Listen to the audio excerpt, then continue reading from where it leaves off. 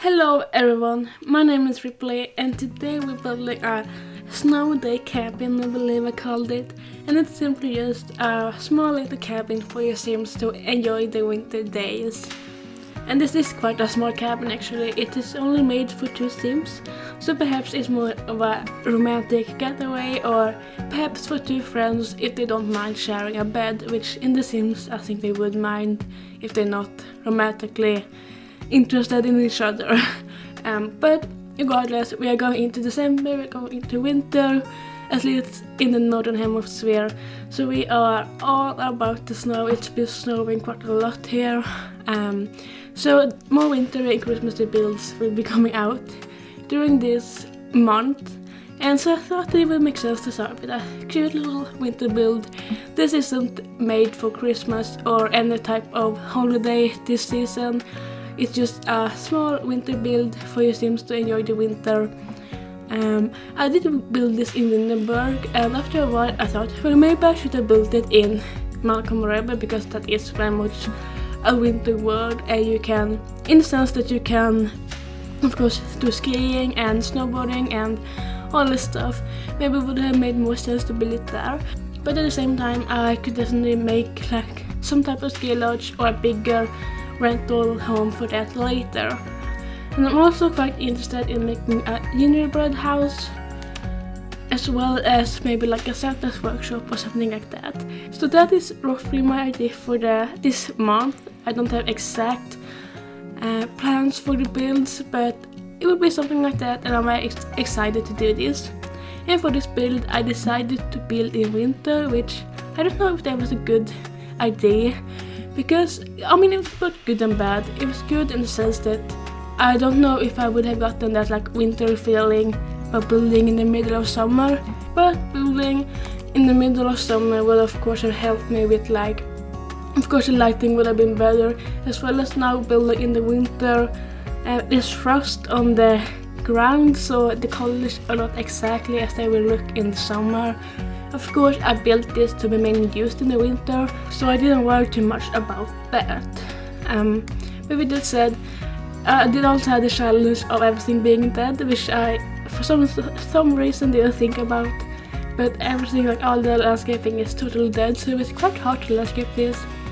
But however, somehow I went in back later after I was done with this build and looked at it in summer, and it actually didn't look half bad. Like some of the colors, it was more colors than I would normally use, I think, but overall the landscaping actually looked pretty good. Which I just had to guess, everything was dead, and I think that it worked really well together regardless. I did struggle a lot with this build. It took a while for me to like it. I was kind of like with the brick and everything and making everything look nice together, it was really difficult for me. But I think that in the end it started looking really nice.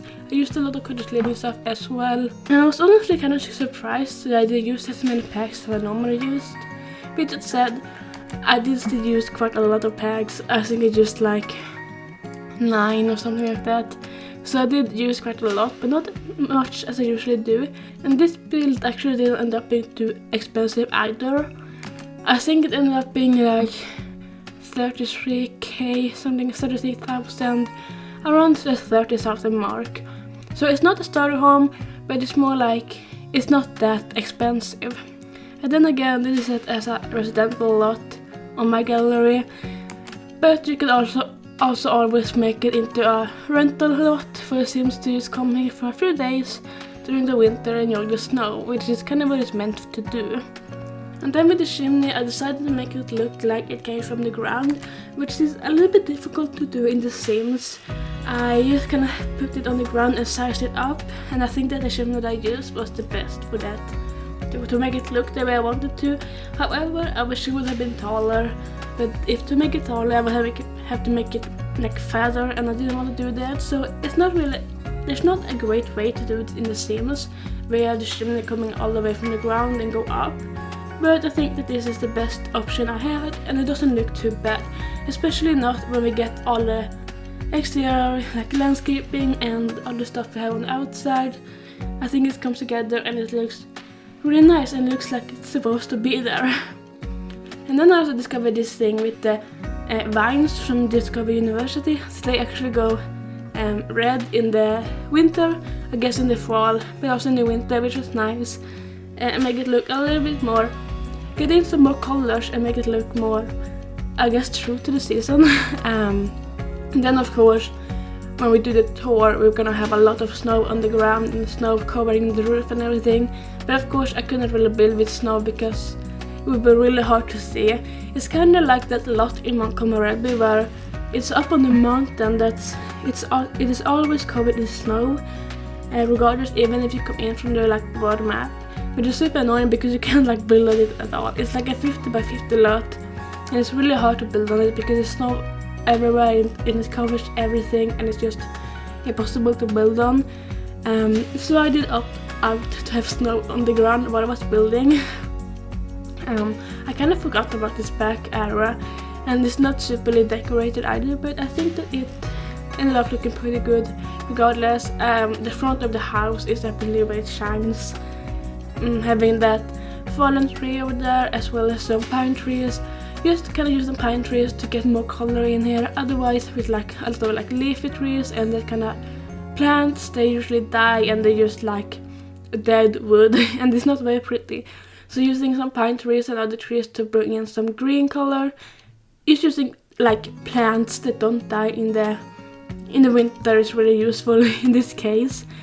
The only thing that I think is a little bit like messy would be the terrain paint, because it's underneath the frost. I couldn't really see what I was doing, so it is a little bit more messy than I would normally do it, but it's not too bad. Again, this is mainly meant to be used in the winter, so it's not the end of the world, and even if you would use it in the summer, it's not that horrible either. I think it ended up looking really nice regardless. And then I'm just putting in the last bit of landscaping in here to make this place look more alive, and then we're gonna jump up on the deck and start placing some furniture, which I did not putting like a fire pit up there as well as a fireplace, which seems to be outside but still feel warm and be able to roast some marshmallows and some hot dogs and that kind of stuff. I did also realize that the only outside lighting I have is those lights by the door, but we do also have the fireplace and the fire pit, which seems to be able to light up the outside space, I guess. I also use those like wooden logs, wooden like things that you can sit on for your steams around the fireplace. I thought it looked, or around the fire pit, I thought it looked really nice, and it kind of gave me more like that kind of like rental feel that you could come here in the winter and whoever owns this place have just kind of make it look nice, or maybe they made it look nice to people who live there. I guess that's up to you, but I really feel like this turned out to be more of a rental lot than a place to live all year around. I also put in the little hay ball in there, but I thought that maybe that shouldn't be too close to the fire. I feel like that could catch fire pretty fast. And then I did put a trash can up here, but that got replaced later on with the fireplace from Snow Escape. As well as I put in some logs by the side of the house here, just to kind of sell that kind of like fireplace winter feel, I guess. Then we move on to the interior, which I started with the kitchen, like I always do. The interior is quite small, and at first I wanted to have like a second bedroom for you to come here with your kids or whoever, but I really didn't have the space for it. So we have quite a small space here. There is kitchen, living and dining sort of. So we have everything we need, but I couldn't fit the second bedroom. I could have made the cottage, the cabin, a little bit bigger, but I really like the size of it. I did also end up putting in a fireplace in here as well, and a little table, of course, for 2 people. In the end I also had in a TV because I thought that would be nice to have during like the nights when your streams aren't outside, but we don't have like a computer or anything like that. Working on the kitchen, I used a lot of the cottage living stuff. I think the cottage living is Of course, perfect for cottages and cabins. I think that goes without saying. But I was kind of thinking about, I wonder what I would have used if I didn't have this pack, because I think that this pack is really nice and really works with this kind of vibe. Even like this kind of like wintry stuff, the winter cabin that you come to, I think it's very much fitted and made for that kind of stuff. Of course, we have like the kitchen kit that could also fit in here. It has a very similar vibe to the cottage living stuff, so that would have fitted as well, but I think I really like how this ended out regardless. And then I decided to remove those windows and put in a fireplace instead. It makes that wall a little bit bare, but I think that it's fine, especially since you can't really access the sides of the house anyway. You're mainly on the front of the house. I thought that maybe the windows not being there, being like, or the windows being maybe with replaced wouldn't be the end of the world. I think that there seems a lot we think more about window placement than you do in the real world, because in the real world you will of course put the windows where they will be needed rather than it looking aesthetically pleasing on the outside. Whereas in The Sims 4 we go more for a pretty look. It should look pretty on the outside, and then maybe the window placement is a little strange on the inside, but we're gonna have to live with. But I opted to, I guess, do something in between, because I did place the windows where I wanted them to be before I started on the inside, but then later on, working on the inside, I did place or change the place of the windows or remove them as I pleased to it to work well with the inside decorating. And we also have that little table there as well. I really wanted to have a dining table in here, even though it kind of squished in against that wall. Fully functional, of course. I did playtest this build before putting it up on the gallery. I am kind of bad at doing that sometimes, but I did playtest this because I know that it is quite tight, but you Sims can get around here no problems, even though it might look quite tight. And then I also made this little area for you to take off your shoes and hang off your coat like I usually do. When you come in, you don't want to like drag all the stuff with you, so I said this area would be nice. Also a nice place to have like a big mirror. Otherwise we only have a mirror in the bathroom, which is just like those small ones, but having like a full body mirror is always nice to have. And then I'm just doing the last piece of decorating in here. I'm just putting in some pictures and some last few stuff, some flowers and that sort of stuff. Then we're gonna move on to the bedroom, which is quite tight as well. I didn't have much space with this build, but I think it ended up looking really nice. And you seem to have the ability to move around, so that's always good. But like I said, I'm just putting in the last few decorating pieces for this little winter home. And when I placed this build, I did have to move some stuff around, but overall I would say this is pretty close to how the final build looked. And you will see all that in the tour as well, of course. Lastly, I'm just putting in the curtains. I kind of struggled knowing what curtains I wanted to use, but I actually really like the Scottish Living ones as well as the Seasons ones. The Seasons ones has always been my favorite, so I always opt to use them. And also using the tool mod to elevate them just a little bit, so they're not like right on the window frame. I am starting to slowly learn to use the tool mod. And even though I don't use it as much as other Sims do, I am, like I said, I'm just slowly learning to use it. And I am getting better at it, definitely, and I think that slowly I will start to incorporate it more and more. I just kind of forget about it sometimes, so that is definitely something that I have to, I guess, learn to use. But I really like it, and I think it really helps to have it sometimes. You just kind of like to get objects to be exactly what you want them to be. Of course, that's always kind of tricky, but I think it helps to use the tool mod a lot. I think that the tool mod is quite intimidating. I know that I was quite intimidated by it in the beginning, and it took me a long time to download it because it seemed quite intimidating, but starting to use it and starting to learn it, I actually really like it. Of course, I'm not as an avid user as a lot of Simmers are, but I think that I will slowly learn to get better at it as well. And I'm sure at some point I will just not be able to build without it.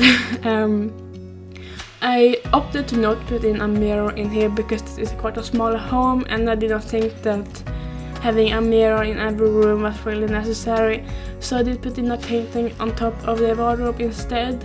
And I used that basically wardrobe because we do have quite a small workspace over there, so using like a thin wardrobe would really help for your Sims to actually get there. I did think about maybe using the matching one, but it was kind of too fat, it was too thick, so I wasn't sure if your Sims would be able to walk past it. Then I did also put in some books in here. We do end up putting in a bookcase in the living room a little bit later on, just because I'm not sure if the books that are in here actually works. And I do think that a bookcase is always needed. And then I used those season characters in here as well. I love them, like I said.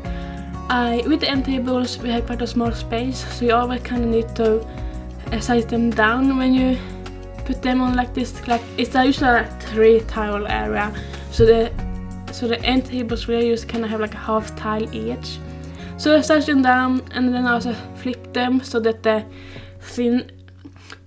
thinner side of the end table would fit.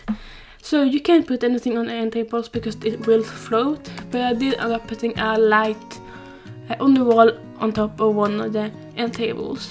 Then I also put in like a small little rug in here, and then we are actually probably about to jump into the tour. I didn't even realize. I did cut out the bathroom because I thought that this video was long enough, but you will see the bathroom in the tour as well. But with that said, we are about to jump into the tour, so I hope you enjoyed this video. If you did, make sure to like and subscribe, and I will see you all very soon. Ripley out.